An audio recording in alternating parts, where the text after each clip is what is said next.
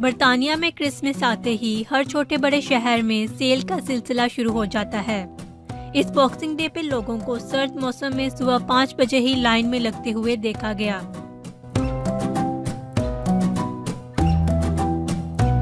एक अंदाजे के मुताबिक इस बॉक्सिंग डे पर 4 बिलियन पाउंड्स की खरीदो फरोख्त हुई।